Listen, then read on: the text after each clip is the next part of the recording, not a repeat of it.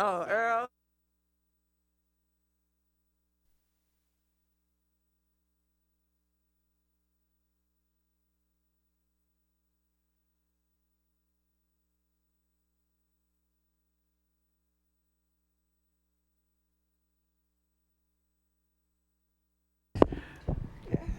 Welcome, everyone, to the March 22nd work session of the Chesapeake City Council. You know, before I turn it over to you, Mr. Manager, I think that most all the mayors in our Hampton Roads are thinking of a lot of things, but all sort of preparing for their state of the city, and all the city managers are preparing for this moment and presenting the budgets to their council. So it's kind of an interesting time for us all, and we look forward to hearing what you have. So, Mr. Manager. It is. Thank you, Mr. Mayor, and very pleased to present the FY23 operating budget and FY23 to 27 capital improvement program. Quick rundown of today's agenda. We're going to talk a little bit about our decision-making framework and council's guiding principles. We're going to show you how we've made a lot of progress on council's strategic priorities.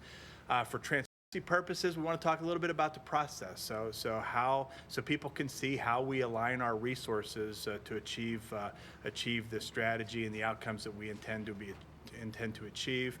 We're going to show the community investments that we've identified that we think will achieve these outcomes. Talk to you about the best part, the numbers, all the charts and the graphs and the pies and everything, the process moving forward, and then we'll close with some parting thoughts.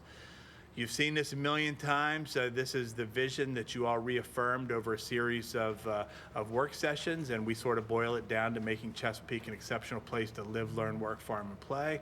That forms the basis of one of our three strategic anchors, the other two being we provide outstanding service to council, our community, our customers, and each other, which is based on our values, and that will be fiscally responsible and sustainable based on council's budget guiding principles, which you'll obviously hear about a little bit more today as we move through the presentation.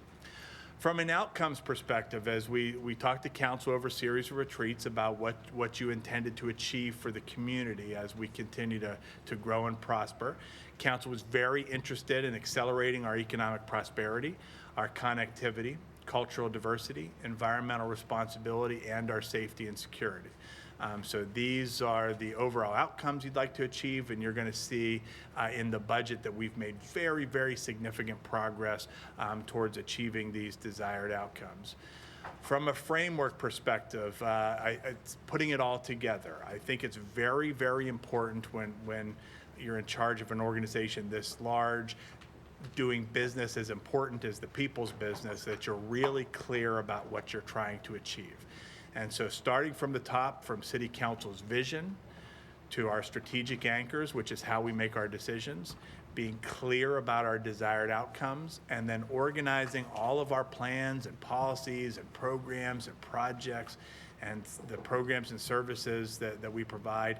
Everything is aligned to achieve the outcomes that Council has identified as their most important priorities. So I mentioned earlier Council's budget guiding principles. Your guiding principle number one is no increase in the real estate tax rate, and this budget is presented maintaining the city's current real estate tax rate of $1.05 per $100. Guiding principle number two, do not add new fees. This budget contains no new fees. Guiding principle number four, we deviate from the above only when addressing council's strategic priorities. And so you may have noticed that we're missing a principle here, and that's because principle number three is we don't supplant losses in state or federal funds with local funds. I bring this to your attention because we do have a police program that we had started up with a state grant.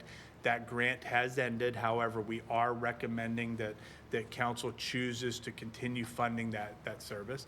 And that program is paying for overtime for emergency custody order patients at Chesapeake Regional Medical Center. So it's something that it's a high priority activity for us. And even though the state grant has ended, and it's certainly our choice whether to continue this program, we do recommend that we exercise that choice. So in addition to your budget guiding principles, we use what's become known as option 2 as the framework that council adopted in preparing this year's budget.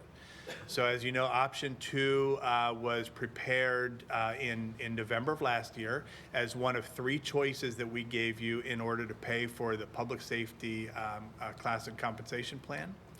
And so consistent with option 2, the city would be retaining all TIF surplus declaration, which we estimated about $8 million. This is actually consistent with our historic practice, except for the past few years, but this would be going back to our practice prior to the last few years. We're redirecting a penny of the real estate tax from the city lockbox to the operating budget, and that generates about $3.1 million in spending availability into the general fund. We canceled the curbside recycling contract, a net savings of about $2 million. We have reviewed, just like we did last year with development fees in the planning department, we've reviewed our development fees in development and permits, and we are recommending increases to those existing fees to still be consistent with our market, but to get closer to cost recovery. And we estimate that that'll generate just short of $1 million ongoing. And then we've taken a hard look at positions that have been vacant for a long time, and we've either repurposed those positions or eliminated some positions. Annual ongoing savings there of about $200,000. Also consistent with option 2, we will be advertising 3 tax and fee adjustments, and an increase to automobile license fee, a 0.5% increase in the meals tax, and a 10-cent per pack increase on the cigarette and tobacco tax, again, consistent with council's adopted direction in option 2. And so as you can see on the regional rate chart, we still remain very, very competitive. Taking a look at this chart of select taxes and fees, you'll see later a proposed increase in the stormwater fee recommended by your stormwater committee that still keeps us in line with other jurisdictions.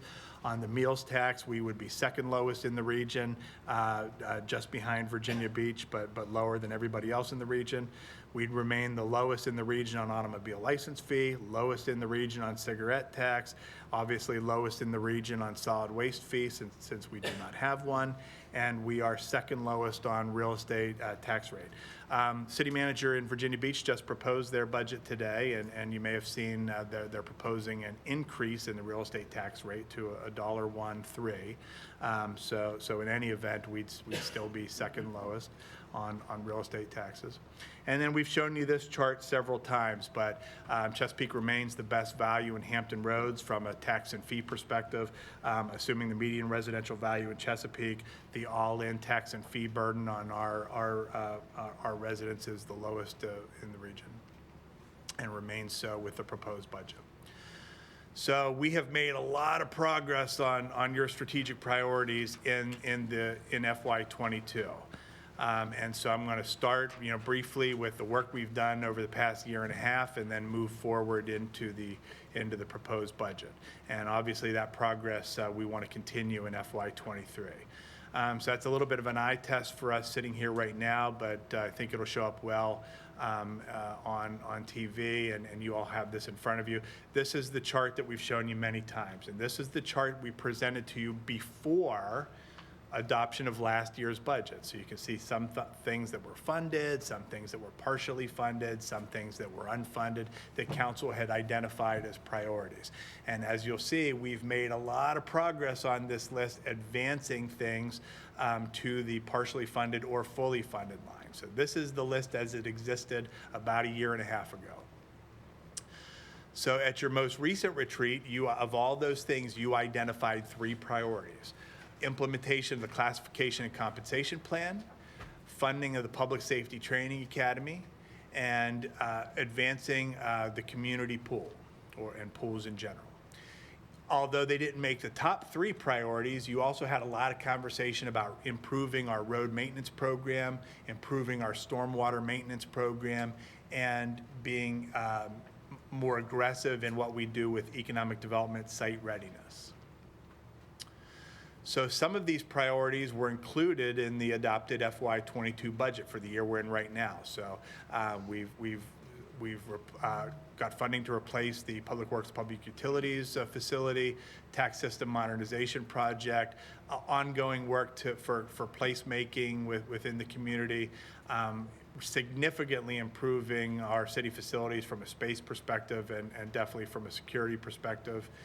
And then others were added mid-year. So the items on the top were adopted as part of the FY22 budget, but we've brought you several items throughout the budget year to continue to make progress on your priorities.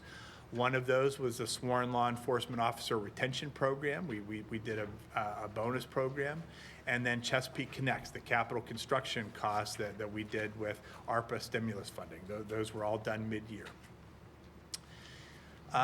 In addition, Council partially addressed several priority areas mid-year, and I just want to be clear that the FY23 budget takes those partially funded items and fully funds them for FY23 and beyond. So items that were on Council's priority list that are now fully funded in the proposed budget are operating costs for Chesapeake Connects, the Public Safety Classification and Compensation Plan. And I do want to let you know, for transparency purposes, as you know, we've had significant staffing shortages in areas like our solid waste. I have already implemented the results of the classification and compensation study in certain areas, including solid waste. And we've started to bend the curve in terms of losing folks in solid waste. We've hired folks, we're onboarding them now, and we'll be deploying them soon out into the community. So this was a really, really critical need, and I could not wait until budget time, so I have already implemented the results of the pay study for these critical positions. And they remain fully funded in the proposed budget. But the FY23 budget also includes priorities that were unfunded in FY22. So in addition to full funding for the public safety pay plan, we have full funding for the general workforce pay plan, the results of which you'll see during work sessions in the coming months. We also have as you saw last week in the work session, we have full funding for the Public Safety Training Academy. And if you recall, during that discussion, you asked us to take a look at consolidating the phases. We had 5 phases proposed, consolidating those down into 3 phases and accelerating those phases. So we've left you capacity in the budget, should you so choose, that we'll be able to bring you a plan to accelerate the public safety training facility. And then an ongoing priority, as I mentioned, economic development site readiness. We have funding in there for FY22, FY23, and beyond to remain competitive in advancing our high priority economic development sites. On the general workforce pay plan, I do want to mention a couple things. Dr. Ward has mentioned this several times. I've talked to several of you about this, and I'm very proud that this budget gets our minimum city salary to $15 an hour, which is $31,200 a year. I think it's a very, very big move for us in this environment that makes us competitive now. It's the right thing to do for our team members, and thank you so much for the conversations we've had about this. And I know that the staff will really, really appreciate it, and it'll help obviously with recruitment and retention in these key positions moving forward. So some of the outcomes, in addition to the $15 minimum salary, the outcomes that we've accomplished with the classification and compensation plans, and this is public safety and general workforce. So all pay ranges throughout, whether it's public safety or general workforce, all ranges will be in the top 3 regionally for their respective positions. If you recall, the public safety pay plan maintains pay parity for sworn public safety workforce between police, fire, and sheriff. Everything that we've done, including with the pay plan, it aligns with all of 5 council's desired outcomes. And the investments in our team really ensure that our core services are maintained, that we improve resilience, and that we advance council's priorities. I mention improving resilience because that's really been tested during the pandemic. We've had 50% or higher vacancy in solid waste, and that's translated into suspension of services in bulk waste and really threats to our ability to pick up weekly trash. And we've shored that up, but this will make us more resilient in the future. In addition, we've had 50% or sometimes higher vacancy in 911 dispatch. So with some really, really critical service areas that we've addressed and will continue to address moving forward. The beauty of the pay plan that we'll be bringing forward to you, just like the sworn public safety is, it keeps us in the top 3 today, and it has the resources moving forward to make sure that we don't get behind immediately, which is kind of what we've done in the past, so that structurally we make sure that we stay within the top 3 now and moving forward. We've made a lot of progress on other council identified priorities too. So you'll see that the budget enhances our stormwater maintenance, which is consistent with your top environmental responsibility goal. We do have a rate increase of $4 a month, which has been recommended by your stormwater committee, and that's been included in the proposed budget. And we've accelerated our roadway maintenance. So it didn't make your top 3 priorities, but it was kind of the next priority that we talked about. Certainly addresses your connectivity and safety and security desired outcomes. And we've accelerated that through ARPA funding and state funding and some money that we're going to set aside from city funding as well. So I'm going to turn it over now to Jonathan, and he's going to start with the process that you've seen before, but the instruction that we gave to all of our directors in terms of start, stop, continue to make sure that we're most effectively utilizing the city's resources. Thanks, Chris. So as Chris said, I'm going to talk to you a little bit about the process, and then we're going to talk about some numbers and talk a little bit about some of the items included in the budget that's achieving your desired outcomes. So in terms of the process, we introduced this to council last year, and we commonly refer to it as start, stop, and continue. So when we say that, what do we mean? So we always think it's important to look at your desired outcomes and ask ourselves, is there anything that we're not currently doing in terms of programs and services that will align with your outcomes? And if so, do we need to start allocating resources to those programs and services or expand existing programs and services? On the counter of that, we also look at programs that we're currently providing and ask, are there anything that we're doing today that we should stop doing? Do we have programs or services that don't directly align to City Council's desired outcomes, or that they're not achieving the results that we intend for them to achieve? So if we find that a program or service is not achieving those outcomes, we may want to stop doing that thing and reallocate those resources to other places in the budget. And then the vast majority of the budget really falls into this continue segment of this process. There are things that we do today that we want to continue to do into the future. They're achieving City Council's desired outcomes. They align with the strategic anchors. So we really want to continue to provide those services and those programs. So now I want to give you a few examples from the budget of things that we stopped, started, and continued. And again, these aren't exhaustive lists. These are simply some of the examples of things that we stopped, started, and continued. So in terms of what did we stop doing in the operating budget, we eliminated or repurposed a number of long-term vacant positions. We really took a look organizationally at, are there positions that have been vacant for a number of sometimes years, and said, do we really still need this position in the complement, or can we eliminate the position or reallocate it to somewhere else where it would help us with one of our priorities? And we did that in a number of cases. The other thing that we did this year was we totally eliminated the use of vacancy savings to balance the budget. Now, this is specific to the general fund. There's still the use of vacancy savings in some other funds. So you may be saying, well, why did we do this? The big reason that we did this relates directly to the implementation of the pay plans. One of the desired outcomes of the pay plans is that we will have fewer vacancies. We're hoping that we're able to better recruit and retain employees. So if this works as we intend it to work, there will be fewer vacancy dollars for us to use to balance the budget. So for context, we used about $10 million in the FY22 general fund operating budget to balance the budget. This year, we've totally eliminated that. The other thing we did, obviously consistent with option 2, is we eliminated the curbside recycling contract.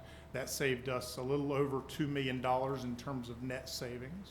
And then we took a number of baseline reductions in the operating budget. These also totaled just over $2 million.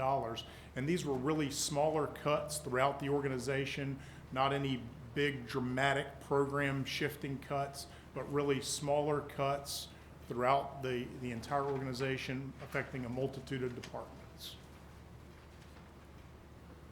So in the CIP, what did we stop doing? Here we specifically eliminated and reallocated the funding from these 4 CIP projects. They total about $7.4 million. Again, the funding associated with these projects was previously appropriated, and we used this money to advance other priorities in the budget. On the very first project, we used that $5.3 million to help us advance the Public Safety Training Academy. And in total, between the operating budget and the CIP, we reduced over $11 million of current services and projects. So what did we start doing? We've mentioned this, Chris already mentioned this, and we'll talk about it more later in the presentation, but the big thing that we started doing was we implemented the new classification and compensation study and those recommendations for the general workforce. We added a number of new planning studies in the economic development section of the CIP, and all of these are designed to achieve your strategic priority of making great places. A number of these studies are for the implementation of previously performed studies, and then some of these are new studies looking at these areas for the first time, all designed to ensure that the development or redevelopment in these areas is consistent with City Council's vision for the city. Oh, one other thing I'll mention here is you see those page numbers in parentheses.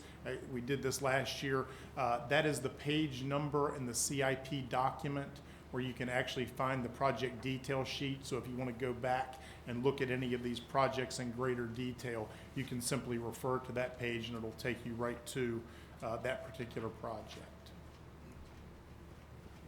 So what did we continue doing?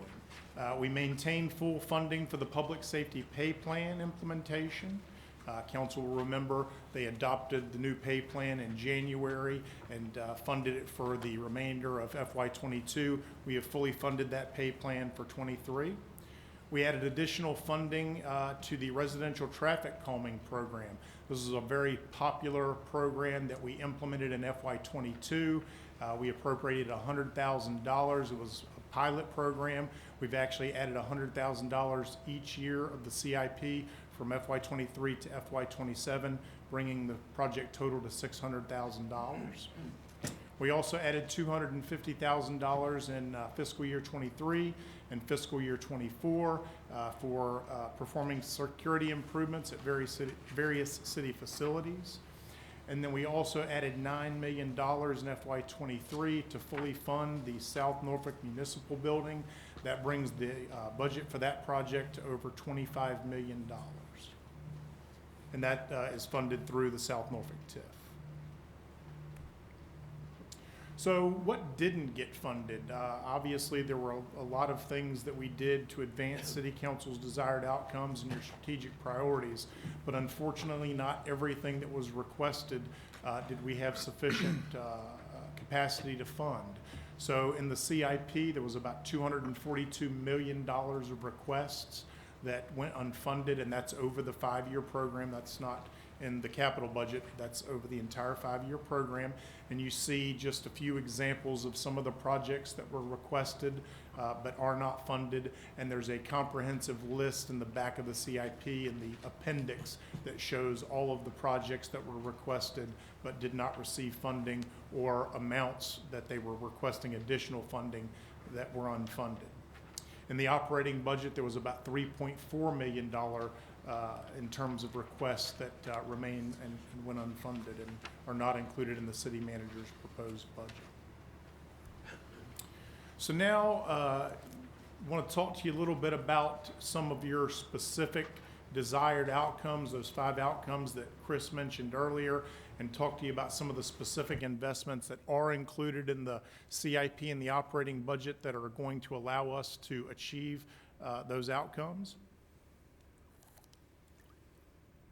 And anytime we're looking at trying to achieve outcomes, anytime we can achieve multiple positive outcomes through one investment, we really look at that as a positive. So the biggest investment that we're making in FY23 is our employees, and we believe that that investment allows us to do just that. We are able to achieve all 5 of City Council's desired outcomes by implementing the classification and compensation plans. And the proposed budget fully funds both the general workforce as well as the public safety classification and compensation plans. There's also additional funding included for compensation, and Chris touched on this briefly. Now that we are proposing this major investment for our employees, and we through these plans, we are achieving a top 3 in the region in terms of pay ranges. We want to make sure that we can stay in that top 3 category. While we don't know exactly what other jurisdictions around the area are going to propose in terms of wage increases for their employees, we've talked to some of the other budget directors, talked to some of the other executives, and we've heard pay raises ranging from 3% all the way up to 10%. So we wanted to make sure that we had capacity in the operating budget to maintain that top 3 position. So for public safety, we have capacity to fund the first step increase in the pay plan. We also have capacity for a structural adjustment if, based on analysis, one is determined to be warranted. And then we also have capacity for the general workforce to provide a general wage increase. There's also additional costs that are increasing relative to compensation, and that's for employer-paid benefit costs. Healthcare costs are rising, and in the operating budget, there's roughly $3.7 million to address that need. The VRS rate also increased in FY23. It went up by just over 1.5%.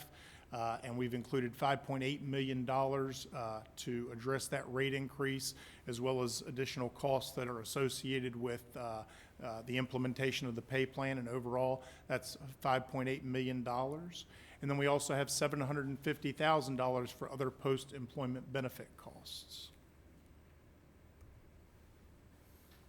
Drilling into some of your specific desired outcomes, starting with economic prosperity. There are 2 projects related to site readiness. Again, this is something that was discussed at City Council's last retreat and highlighted as one of your priorities. We have a new project for Route 17 infrastructure. This is a $6 million project funded over the first 3 years of the CIP. And we also have a new project for Greenbrier site infrastructure improvements. This is a $5 million project funded at $1 million a year over all 5 years. Both of these projects are designed to ensure that if a major economic development opportunity arises, that we have the ability, we have access to funding that would allow us to invest and possibly deliver infrastructure that would be necessary to bring those economic development opportunities to fruition. I mentioned the South Norfolk Municipal Building earlier. This is an important project to activate that Poindexter Street corridor and hopefully drive some new business and daily trips into that core commercial area of South Norfolk. The Portsmouth Boulevard Gateway project is a new project in the CIP. This is the gateway to the city through Western Branch. It's going to fund pedestrian improvements, streetscape, landscape improvements, and one of the desired outcomes of this project is hopefully this will encourage some private investment in terms of the redevelopment of the Chesapeake Square Mall area. In terms of connectivity, this first project is a partnership between the City of Chesapeake, the City of Suffolk, and the State of Virginia. It's a $200,000 study project that's going to look at the best way to access the Great Dismal Swamp National Wildlife Refuge. Obviously, the Chesapeake Connects Broadband Network project is a significant CIP project, as Chris mentioned earlier. The final $13 million of ARPA funding will be appropriated in FY23, bringing the total budget for this project to just over $46 million. And then we've also added some part-time staff and operating expenditures in the Parks, Recreation, and Tourism operating budget. This is for the new Community Resource Center at the Holly Cove Airline Boulevard area of the city. This is a direct result of the Mayor's Holly Cove Task Force. And this resource center will allow citizens in that community to go into the resource center to learn about some of the programs and services that are available to them, not just from city departments, but also from not-for-profits that will have a presence at that community center. In terms of cultural diversity, the Cornland School and Historic Village at the Dismal Swamp, this project will receive a previously programmed allocation of $600,000 in FY23, bringing the total budget for this project to $4 million. This is for phases 1 and 2. We got some very positive news from the federal government that there is going to be an additional $3 million allocated to the city for future phases of this project. However, because of the timing of the completion of this document and that notification, those funds have not been included in the city manager's proposed budget. However, we can certainly add that funding if we do receive formal notification prior to City Council's adoption in May.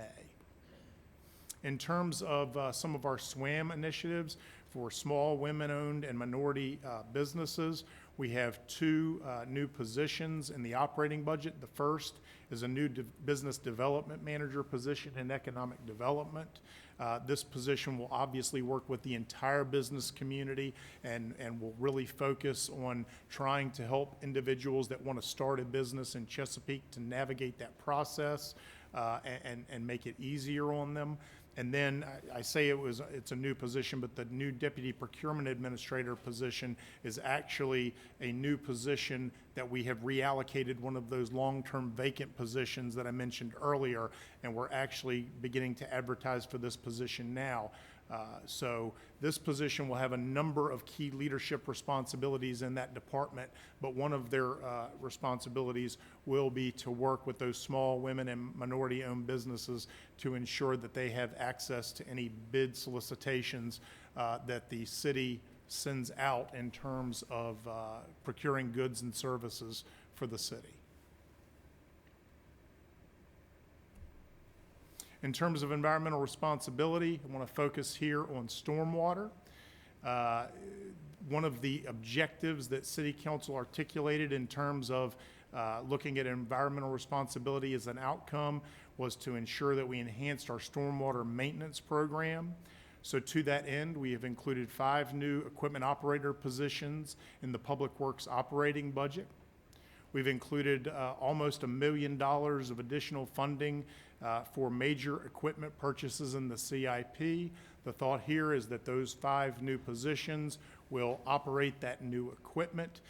This is more advanced equipment that will allow us to perform some work in-house that we previously had to contract out. It will allow those employees to go out and clean ditches, culverts, other stormwater infrastructure to ensure that it is operating as designed to move that stormwater away from private property or public infrastructure.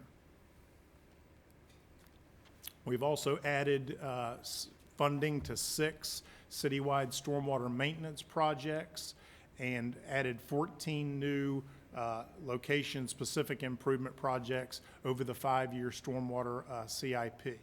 All of this is funded, as Chris mentioned earlier, by that $4 per month increase in the stormwater ERU rate, which was recommended by your stormwater committee. And the final outcome, safety and security. The first project here, Pads in the Park, is an innovative partnership between the Parks, Recreation, and Tourism Department and the Fire Department. This project will place AEDs in 5 of the most frequented city parks to allow patrons to access those AEDs, those life-saving devices, very quickly in case someone goes into sudden cardiac arrest. One of the interesting things about this project is the housing for those units. If someone goes and takes the AED and activates it, They will immediately be put in communication with our emergency 911 center, which will allow the telecommunicator or dispatcher to communicate with them, to dispatch additional resources if needed, and to provide instruction on the use of that device. The next two projects are basically replacing existing equipment. The first project is Correctional Center entrance equipment. It's a replacement project for the city's jail. This is going to be more advanced screening equipment that will allow the screeners to, again, view with better clarity the individuals that are coming into the jail to make certain that they're not trying to bring in any contraband, which obviously contributes to the safety of those working in the correctional center. And then the police boat replacement project. This is a $120,000 project. Our current police boat is over 30 years old, and it is showing signs of stress fractures in the hull, and this project will allow for the replacement of that boat. The final project here is one of City Council's top strategic priorities, and this is a $44.5 million project for Phase 1 of the Public Safety Training Academy. And at last week's work session, I know that there was a question that was asked about how we were going to be funding this project, so we've included this slide here that shows you the funding profile for the project. Phase 1 will be funded by about $1.6 million of cash from the city lockbox, and the remaining $42.8 million will be debt financed, and the debt will be serviced through the city lockbox as well. So now that we've talked to you about some of the outcomes and some of the resources that we've included in the budget to achieve those outcomes, I want to talk to you a little bit about the budget document and how we've changed the document this year in an effort to improve the document as a communication tool. So we really completely reimagined the operating budget. We have included more color, more graphics, photos, to again try to make the document easier to read, more friendly for the consumer. All of this being done as part of our long-term goal to communicate budgetary and financial information in a way that is easier for the reader to digest and to understand. The other thing that we focused on, and we started this last year, continued it this year, is really trying to focus on tying resources to City Council's desired outcomes and the strategic anchors. So I want to show you a few slides and show you kind of what the document looks like. So this is one of the sample pages out of the document from the fire department. You see that it has I forgot this when I was rehearsing, a org chart, excuse me, I lost my train of thought there. Has a summarized org chart for the fire department. And then again, we show you that alignment and talk to you a little bit, discuss with the reader how the department and the work of the fire department aligns with City Council's strategic outcome of safety and security, and then show some performance metrics and how the department is performing. And then to the right, you see that kind of pillar-looking graphic, and those are what we call quick facts. Again, if you open up the document and just want to quickly learn some information about that particular department, you can look at that pillar graphic, and you will see a number of quick facts about that department shown there. So again, just really trying to reimagine the document. A big part of this was in concert with the rebranding initiative for the city, so we felt like this was a really ideal time to give the budget documents a makeover. In terms of the same effort in the CIP, you'll remember last year that we added 2 new designations to each project detail sheet. That was the planning area and the comprehensive goal area alignment. This year, what we've included is the alignment for each project with council's desired outcomes or with a strategic anchor. So for each project detail sheet, you'll either see the project aligned to one of your outcomes or to one of the 3 strategic anchors, and that's shown here in this graphic. So now we get to the part that I know I've been looking forward to. We get to talk a little bit about the numbers.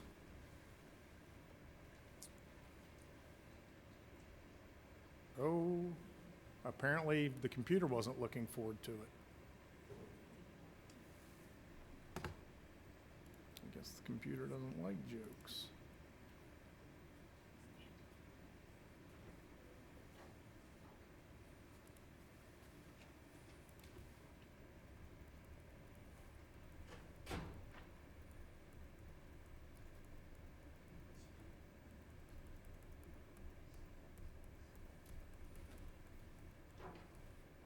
Okay.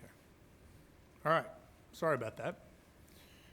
All right, so let's talk about the numbers. The FY23 net operating budget for both the city and schools totals just over $1.48 billion for FY23. You see there in the pie chart the breakdown between the city and schools. The city portion of the budget makes up 51%, where the schools portion makes up 49%. In terms of the growth in the operating budget, you see there that the total overall growth for city and schools combined is shown on the right at 9.1%. The growth in the schools' total budget is 6.9%, and the growth in the city budget is 11.2%. So you may be asking, well, what's driving the growth in those figures? On the city side, we've already talked about it a little bit. Obviously, employee classification with the 2 new pay plans, the increased cost for VRS as well as health insurance. Another significant cost driver is the transfer to the schools, and I'll show you a slide on that in just a minute. But this is through the revenue sharing formula that is council policy. We share a percentage of certain revenues, and we followed that policy again this year. We also have that 6% charter reserve that we have to fund. Now, obviously, council knows that we've approached the state about possibly amending our charter and doing away with that particular reserve. At this point, that has not yet been adopted and signed by the governor, so that money is still in that reserve and is available. And Chris is going to talk to you all a little bit more about that later in the presentation if that bill is ultimately successful and this charter reserve goes away. We also have the 12% policy reserve, and this requires that 12% of all increasing revenue go to that policy reserve for the general fund. So for FY23, that totals over $8 million. The other thing that's impacting us is inflation. The city is not immune from current economic conditions. The cost of providing goods or providing programs is going up as we purchase gas, we purchase supplies, we purchase asphalt.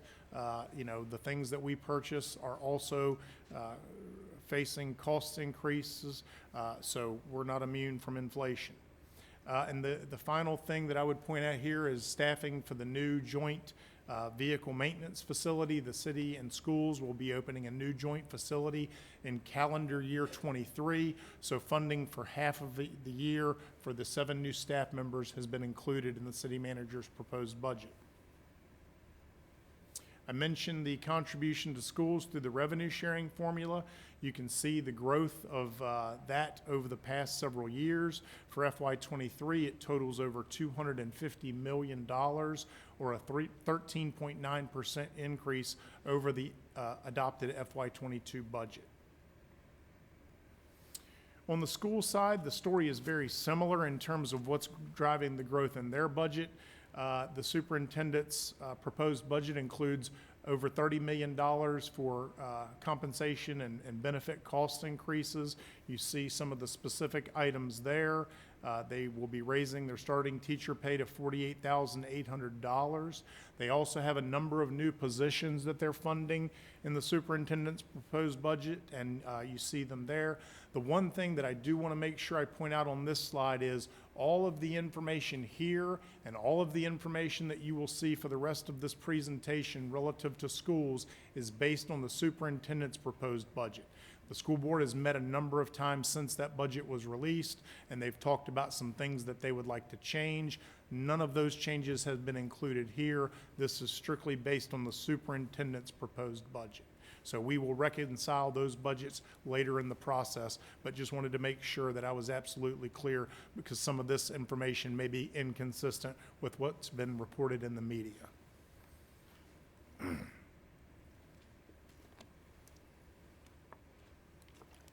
In terms of operating expenditures by category, this is the net city budget, all funds. No surprise here that personnel makes up the largest proportion of the city budget in terms of our expenditures. Next, this is kind of a unique graphic that we wanted to show you this year, and I need to spend just a moment setting this up. So we wanted to show how a general fund dollar was spent. So we boiled the entire general fund down to $1. And what we wanted to show you was what is council's discretionary portion of that $1. So we started with the general fund, then we removed all department-specific or program-specific revenue. So let me give you a couple of examples. Public Works Department receives over $30 million a year for street maintenance. So that's a specific revenue tied to a specific program. That has been eliminated from this particular analysis. Constitutional officers also receive reimbursement from the state, although it's not much, but they do receive some reimbursement from the state for personnel and services they provide. Again, that is specific dollars tied to that specific service. It's been eliminated from this analysis. So now we look at what we have left. We have our general tax revenue, and we wanted to show you what proportion of that general tax revenue goes to the general fund. So you see here that the vast majority, or 47%, goes to that contribution to schools. Now, this is a policy choice. Obviously, council could change the funding formula, so that's still kind of discretionary, but the current policy is that 47% would go. 29% goes to public safety, and that includes the courts, as well as our public safety departments. Then we have well-being and quality of life. That's Parks and Rec, libraries, some of the transfers that we make from the general fund to the Human Services Department. Public Works is at 6%. If we showed you the entire general fund, they would be larger, but again, that $30 million that they receive from VDOT is excluded from this analysis. And then you get into, departments like the budget office, the city manager's office. Those fall into governance and management. And then you have your constitutional officers, and then the final 2% for community development. So just wanted to show you, this is, like I said, this is kind of a unique graphic that shows you how those discretionary dollars are spent in the general fund. In terms of the school operating budget by fund, just wanted to show you this. Their total operating budget, net operating budget, is just under $720 million for FY23. The single largest fund in the school operating budget is the school operating fund, very similar to the city's general fund. And you see that there highlighted in that box. Now we'll move over to revenue and drill into some of the specific revenues that the city receives. First, we'll start with total revenue, and there's going to be some boxes that appear. I don't know if you all can see the screen, but to kind of highlight some of the items that I want to talk about. In terms of total revenue, city and schools, the general property taxes make up about 31% of that revenue for that total $1.48 billion budget. And then state revenue is the second largest source of revenue at 29.4%. Now remember, the vast majority of that state revenue is actually allocated to the schools, but this is showing both city and schools. And then this pie chart just shows that same information in a different format. So again, you can see that the general property taxes make up the vast majority, with state being the second largest source of funding to both the city and schools. Looking more specifically at the general fund, you notice here, sorry, I thought I had a box that was going to pop up. You notice here that when we look at the general property tax as a percentage of just the general fund, that number escalates rapidly from 31% when looking at the entire budget, all the way up to 58% when looking just at the general fund. So thought that that was an interesting note. On this graphic, we wanted to show you all a comparison of the real estate tax rate kind of overlaid with the change in assessments. Assessments in FY23 are growing by 13.9%. Everyone has recently received that notice in the mail, and on average, they're growing by 13.9%. Just wanted to point out, and I'm sure everybody on council is aware, this is not unprecedented growth in the city of Chesapeake. If you look at the first 4 years of this chart, real estate assessments grew by more than 10% for 4 consecutive years, leading up to the Great Recession, where we had a number of years where real estate assessments declined. Then they kind of leveled off with some steady growth, and now in this post-COVID era, we're seeing a significant increase in real estate assessments.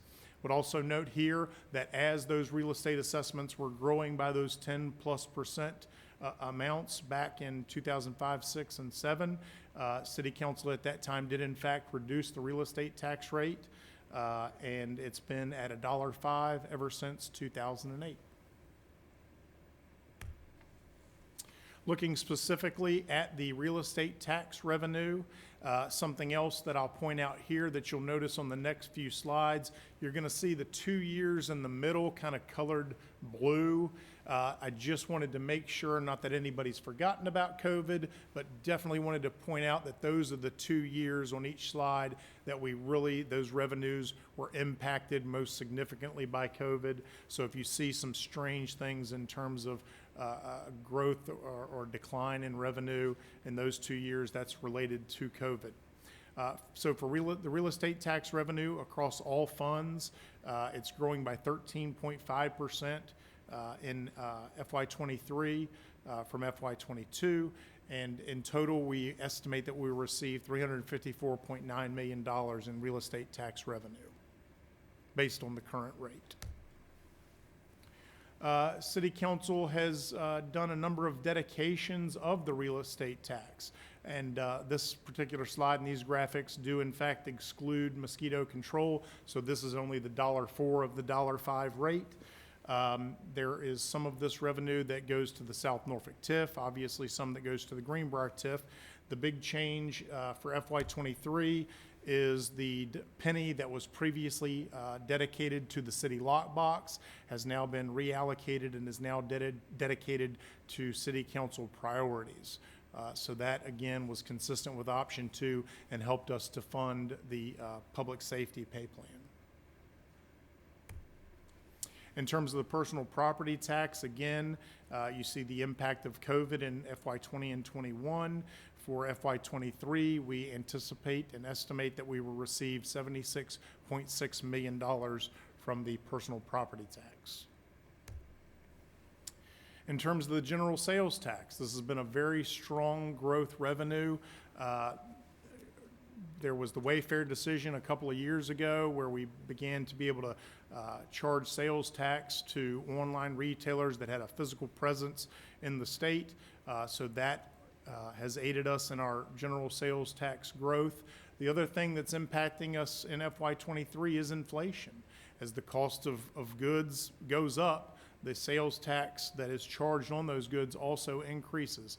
So we are estimating that we will receive $54.1 million in general sales tax revenue in FY23. In terms of the meals tax, this is one of the revenues that was significantly impacted by COVID, but has rebounded nicely. And you'll notice on this particular graph, a portion of the revenue that is shown in the gray at the very top is actually generated by the proposed rate increase of 0.5% on the meals tax. So the initial burgundy there is the original rate of 5.5%, and the gray at the top represents the revenue from the additional 0.5%. In total, we anticipate that we will receive $32.7 million in FY23 in meals tax revenue. Moving over to the school operating fund and looking at revenue by source in that fund, you'll notice that the two largest portions of revenue that they receive in their operating fund, the first is the contribution from the city, from the revenue sharing formula, and then almost equally from the state. The one thing that was interesting to me as I was reviewing this is the first time that I look back several years where the contribution from the city was actually greater than the contribution from the state. So that was interesting to me. They're almost equal, and combined they make up over 88% of the revenue to that fund. Looking at the other funds in the school's operating budget, the school's operating budget has a total of 8 funds. We just looked at the school operating fund. These are the other 7 funds that make up the entire operating budget. They total $184.3 million in FY23, with the largest being their grants fund at over $108 million. Moving quickly over to the CIP. Wanted to show you the 5-year program by category and highlight a couple of things here. Number 1 is over the entire 5 years of the program, FY23 to FY27, the single largest section of the CIP is education at over $170 million. When looking at the capital budget, year 1, the largest appropriation in the capital budget will be to the transportation section at over $52 million, and transportation is the second largest section in the entire CIP at over $155 million over the 5 years. Again, just looking at that same data a different way, you see that education makes up 1/4 of the entire 5-year capital program, where transportation makes up just over 1/5 of that entire program, with the other 8 sections composing the balance of the CIP. Moving over to the sources of funding for the CIP, and on this slide, just wanted to draw your attention down here to the bottom. You see ARPA, and you see the total amount there at $51 million. You may be remembering that we received a total allocation from the federal government of $76 million. Remember that $25 million of that has previously been appropriated for the Chesapeake Connects broadband project. Like I mentioned earlier, part of this FY23 allocation is the $13 million going to that project, and then the remaining amount of $38 million over fiscal year 23 and 24 has really been allocated throughout the CIP to support a number of projects and a number of sections. So just wanted to point that out. I have a couple of closing thoughts before I turn it back over to Chris. Really harped on this last year, but I think it's so important that as we continue the budget process and continue to grow in the budget process, that we always focus on alignment, making sure that we are aligning our resources to City Council's desired outcomes, to your strategic priorities, and making sure that we are adhering to the budgetary guiding principles as well as the strategic anchors. So hopefully, as you flip through that document and look at specific departments that you may be interested in, you'll see where we've made those connections. And on those CIP detail sheets, again, you'll see where we've made those connections and talked about how those projects and how those programs align to your desired outcomes. Wanted to let everybody know that this presentation, as well as the 2 documents, are now posted online. They should have gone live at 4:30 p.m., and I'm certain that they did. So if anybody wants to go read some light reading tonight, about 770 pages, feel free to access those online. I've read them all. It feels like 3 or 4 times. So it's a good read. But last but not least, the video of this presentation, in case you want to see this again, will be available tomorrow. So all of this will be posted on the budget website. I've got the link there. So anything that you want to review in terms of the documents or in terms of this presentation, you can go take a look at the documents today, the video tomorrow. And just real quickly, again, before I turn it over to Chris, I just want to thank my staff. They're here with me tonight. They've done such good work. The documents, and I'm really proud of, I really think these are beautiful documents, not just the way they look, but also the content. And I'm just, there's 7 of us, and we produce a lot of work, and they put in a lot of late nights, and they put in a lot of weekends. Some people think that budgeting is like this 3-month process that starts today and ends in May, and that's just not the case. We started on this back in August, so I really want to thank them for their effort and their hard work, and really appreciate them. So, Mr. Mayor, that's all that I have, and at this point, I'll turn it back over to Chris. Thank you, Jonathan. I, too, want to express my thanks to the budget team. Budget is the biggest expression of council's priorities. And, people don't often look at it that way, but I know they take a lot of pride in using the budget document as a communications tool, like Jonathan talked about, so people can see, what our priorities are. And that's really what it's all about. And as city manager, I'm really proud of the work we've done over the past couple of years, culminating in this effort.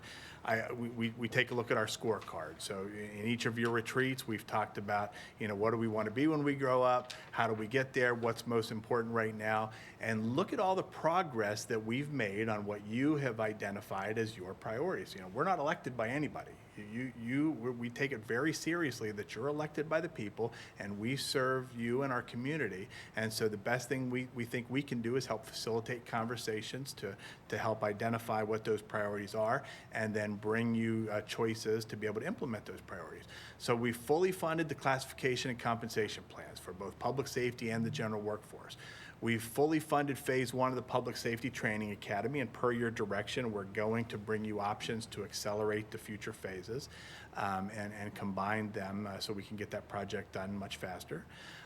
We've significantly enhanced our stormwater maintenance program, where we've made progress on our road maintenance program, significant progress on making great places. That really never stops. The workforce of the future, if we want to be successful, we really need to make sure we're investing in the kind of communities that workforce wants to come to, and so we continue that work. Very proud of Chesapeake Connects, the broadband project. It'll be transformative for the region, but certainly here in the city of Chesapeake, and it's from an economic development perspective, from an accessibility perspective, and affordability perspective by bringing competition into the system. So it's just really a game changer for us. What we've done to keep our employees and our visitors to our facilities safe and secure. So in our maintenance, in our space needs, and in our security of our public facilities. Working with schools to advance projects in the joint school study. They've made a lot of progress in their CIP, and they continue to do so. The one box we didn't check there was the community pool. We don't have funding identified for the community pool. However, moving forward, we do have some council priorities that we continue to work. And even though it's listed second, I'll address it first.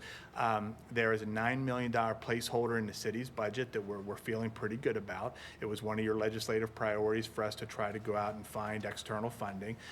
We think we're going to be successful there. If that comes to fruition, we will bring you matching funds from city reserves to fully fund that project, and then amend the budget in the out years to be able to address the ongoing operational costs. So if we're able to achieve that with a state partnership, we've hit everything on your scorecard.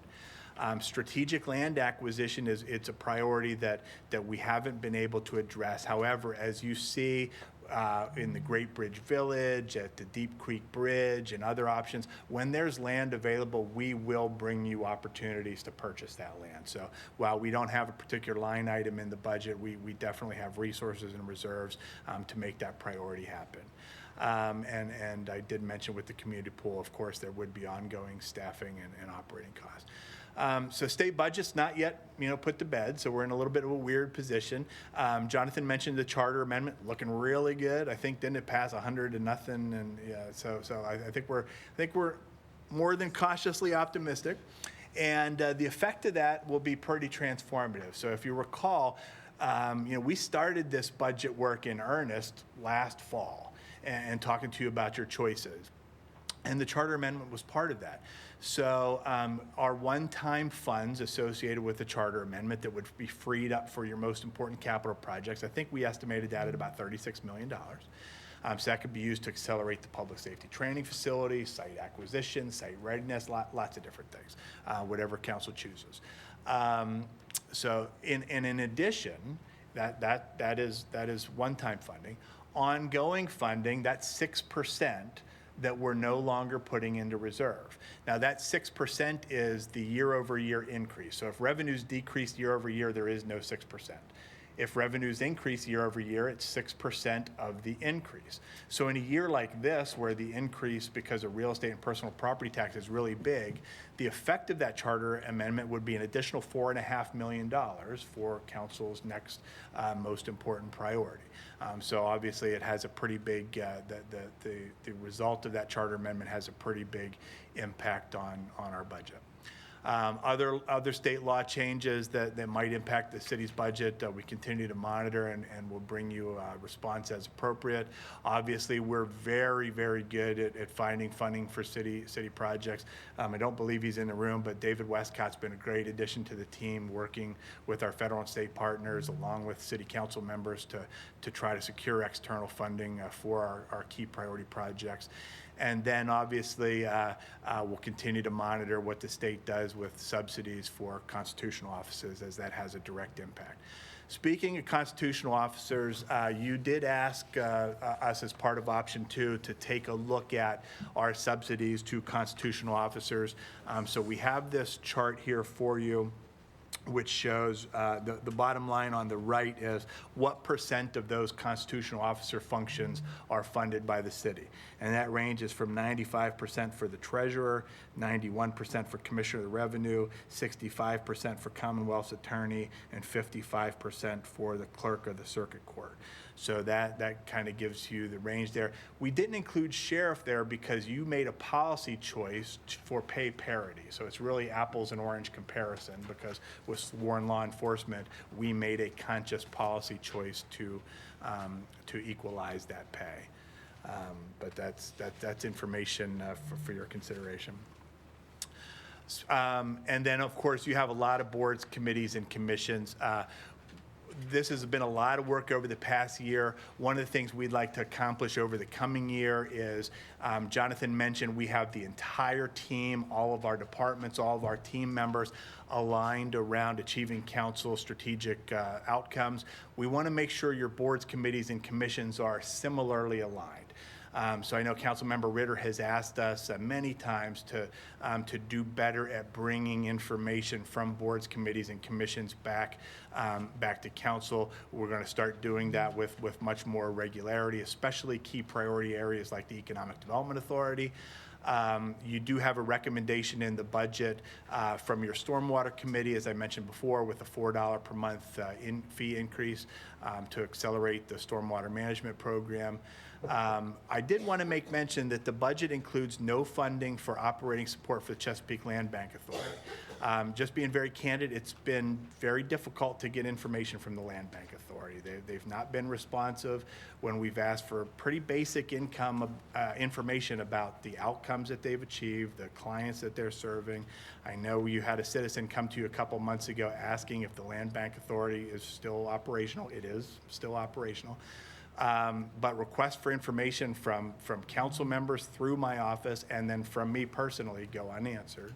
And it's just including requests for their budget.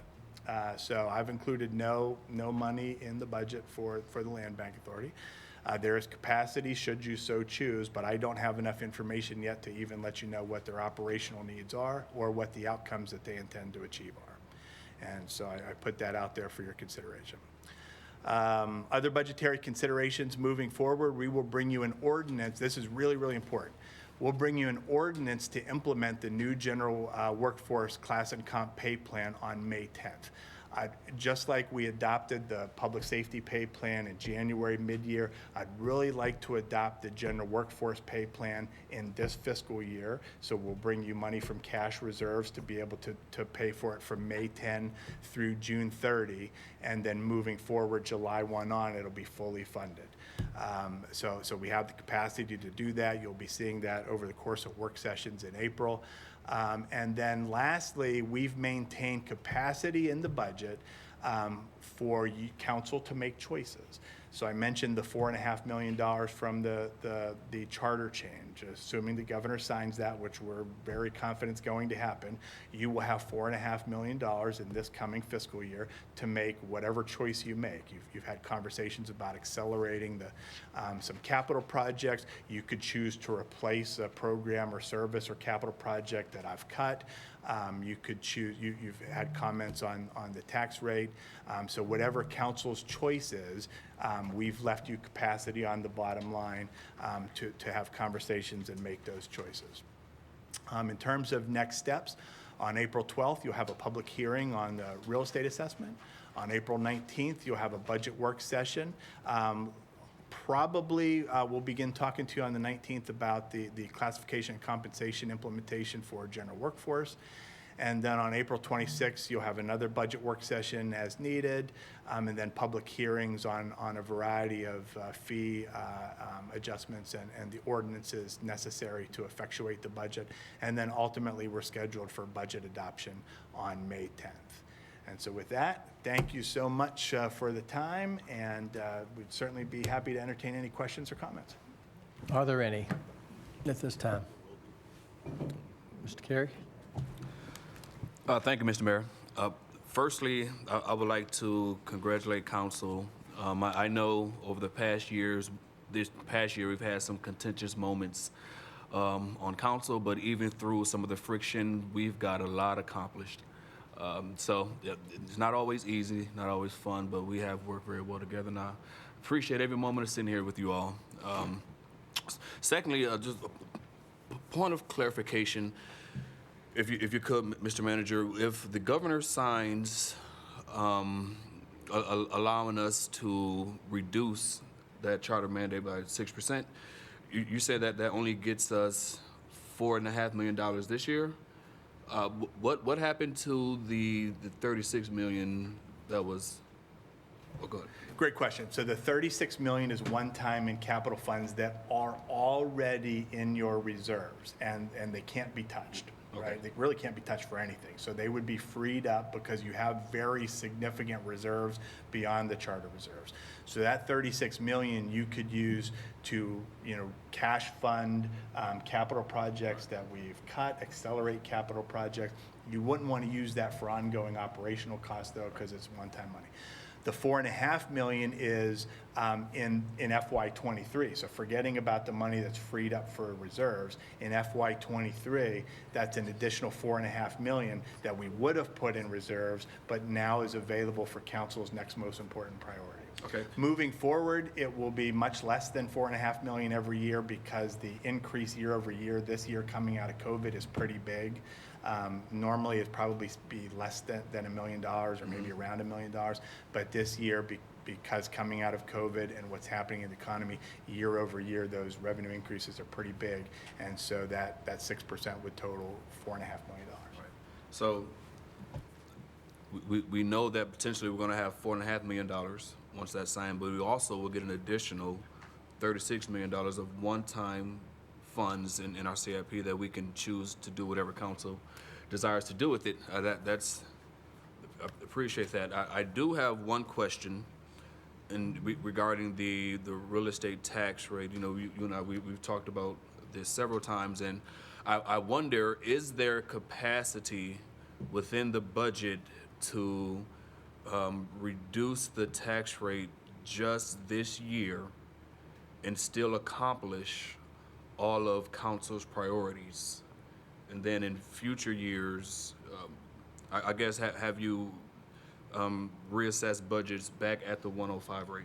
Yeah. So that's a great question. So if council were going to reduce the real estate tax rate for FY23, I would recommend that the first penny and a half come from the charter change, because it would be no impact to the city or schools because we've not budgeted for it. Nobody's anticipating it. It's not the law yet. So that's where I would go first. If you go beyond $0.015, then we're moving into a budgeted expenditure. So what I would probably recommend is we've capitalized road maintenance much more than we ever have before, and you could dip into that a little bit and still leave more than we've historically done. So those probably would be the first two places I would go if you were interested in reducing real estate tax rate. But I'm glad you brought it moving forward. Generally, a city manager prepares a budget based on the best available information they have and the needs that the community's expressed and what they intend to do, and advertises a tax rate to make that happen, and council ultimately has their deliberations and sets a tax rate. In Chesapeake, you have adopted guidance that you give me, your budget guiding principles.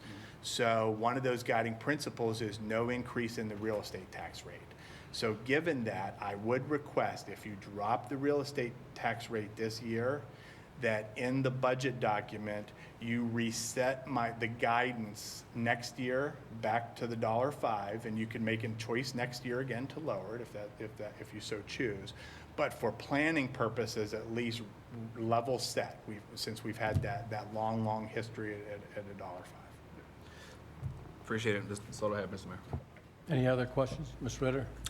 Thank you. I have a number, and we have really limited time.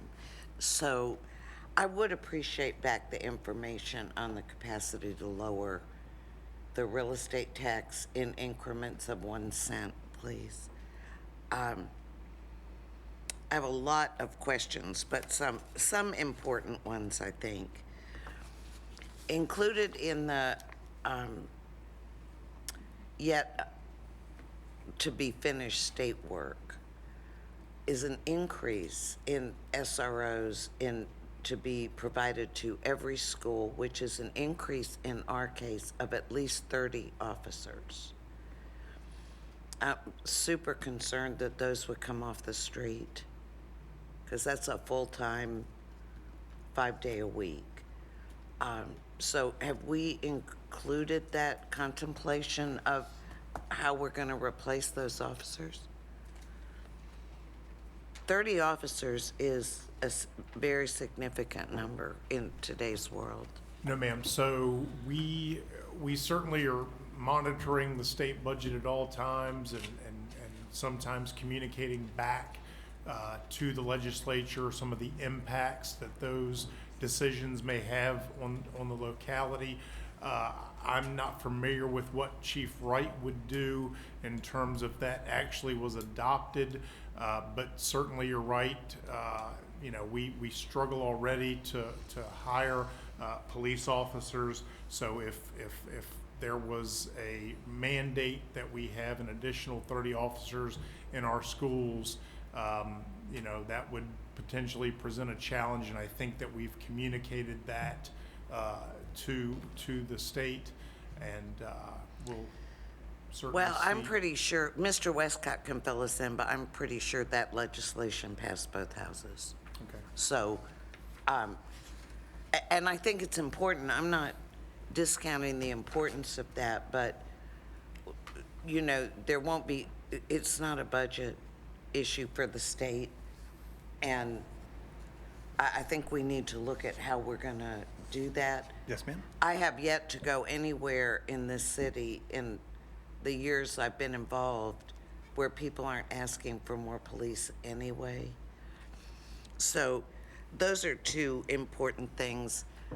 Back to my communication issues.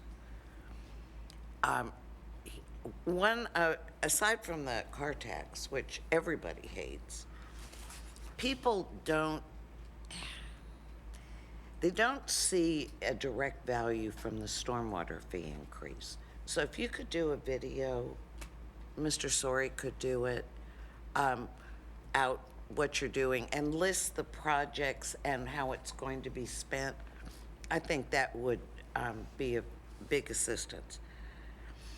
So I'm going to save pretty much the rest of mine, other than I did see the school. I mean, the schools are looking at significantly more money than the superintendent proposed. If I were a betting person, which I am not, my guess is that will pass. The school board, they will come to us for those.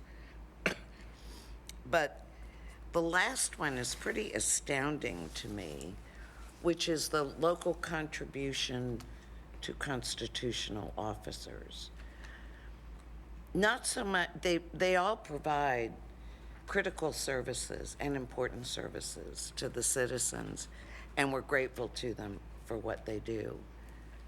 But I don't think any of us had any idea that these are city departments. They're not state departments, and we have absolutely no oversight, and we are at their mercy to work with them. So I would like to know, please, if this will take a little bit of research. Do we have an MOU with each constitutional officer? And if we don't, I'd appreciate it if we'd look at developing one. These are very significant investments by the taxpayer, and we don't get much feedback. We don't know what goes on, and I think an MOU might be a good way to proceed. Yes, ma'am. I should have actually said and two things, and I'll address both. Number one, with regard to constitutional officers, to my knowledge, we don't have MOUs, but we will take a look at that. However, they all do participate in the budget department as department heads, so that we ask them to go through the same start, stop, continue exercise, talk about the outcomes. The judges do the same. So there is that touch point, but you're right, and I think in terms of from an outcomes perspective, we could take a look at that. Well, if you recall, we went through some tortuous times trying to get a couple of positions for the Juvenile and Domestic Relations Court because they were having so much trouble just functioning and getting through the day, not having enough clerks. And, I'm still in a quandary asking about, do we supplement their pay? Do we provide their pay? Are they included in our compensation study? They are included in the compensation study. Yes, ma'am. Okay, because, it's tough enough. I understand from the chief judge of the circuit court, they are really backlogged because there are so many requests for jury trials. And I understand some of the civil actions in that court are being put off till the end of 2023. Judge Brown would probably tell us if we asked him tonight. Just one last thing, I can't get by without saying this. We put a priority on live, work, whatever, right? And we're supposed to put a priority on farming. I don't see much support for agriculture in the budget. So maybe we can find out what we're focusing on there. Are we trying to help the agricultural industry? Are they included in economic development? Thank you. Ma'am. Thank you. Mr. Parker? Thank you, Mr. Vice Mayor. Mr. Manager, what happens come May 10th if we cannot agree on a budget that you presented? There would probably still be some time to work that through. We're supposed to have adopted by May 10th. Ultimately, if you don't adopt a budget prior to the end of this fiscal year, the proposed budget becomes law. Okay, thank you, sir. Additional comments? If not, again, thank you. And, Dr. Dietrich, I'm sorry, yes. Mr. Vice Mayor. I don't remember if I said it when I showed this chart, and it's germane to one of Councilmember Carey's questions. On the all-in tax and fee chart that we've shown you this several times, and this was accurate up to the date of printing, which was today. However, a couple hours ago, the Virginia Beach City Manager did note his proposed budget increases the real estate tax in Virginia Beach to, I believe, $1.13. So I just wanted you to be aware from a apples to apples perspective. Great. Thank you very much. Additional comments? If not, thank you, everyone, and we'll convene at 6:30.